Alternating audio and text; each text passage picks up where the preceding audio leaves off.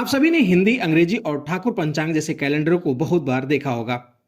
पर क्या आपको पता है कि बहुत जल्दी भोजपुरी भाषा में भी कैलेंडर आने वाला है? जी हाँ, आपने बिल्कुल सही सुना। बहुत जल्दी भोजपुरी भाषा में भी कैलेंडर आने वाला है। आगे की इस वीडियो में हम जानने वाले हैं कि क्या है इस भोजपुरी कैलेंडर में खास। लेकिन उससे पहले नमस्कार दोस्तों, मेरा नाम है राजीव पांडे और आप देख रहे हैं भोजपुरी प्लेनेट। भोजपुरी फिल्मों और गानों के बाद अब भोजपुरी जानने और समझने वालों को भोजपुरी भाषा में कैलेंडर मिलने वाला है। बहुत जल्दी भोजपुरी भाषा में कैलेंडर प्रकाशित किया जाएगा।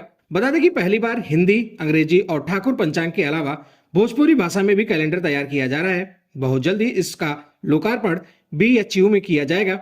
चलिए जान लेते हैं क्या है भोजपुरी भाषा के कैलेंडर में खास। बता दें कि भोजपुरी संस्कृति को बढ़ाने के लिए भोजपुरी प्रिंटिंग और उस कला पर कार्य करने वाले संजीव कुमार जी के द्वारा ये कैलेंडर बहुत जल्दी तैयार किया जा रहा है। इस कैलेंडर में खास बात है वो ये है कि इस कैलेंडर में जो साल की शुरुआत होगी वो जनवरी माह से नहीं बल्कि चैत यानी कि मार्च महीने से होगी और इस कैलेंडर का अंतिम महीना जो होगा वो फागुन यानी कि फरवरी महीना होने वाला है। इस कैलेंडर में तारीख के अलावा पूर्णिमा और अमावस्या जैसे दिन भी अंकित होने वाले हैं।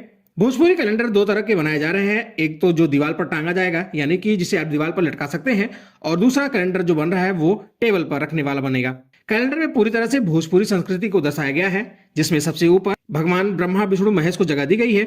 वहीं बॉर्डर के चारों तरफ यानी कि चारों तरफ जो बॉर्डर बनेगा उसमें राशियां दी गई है, और कैलेंडर के लास्ट में जो है वो देवियां हैं, जो हमारी देवियां हैं उनकी तस्वीर को दर्शाया गया है। अब आप सभी इस भोजपुरी कैलेंडर पर क्या कहना चाहेंगे?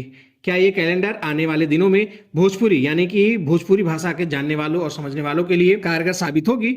आप अपनी राय कमेंट बॉक्स में लिखकर प्लीज जरूर बताइएगा।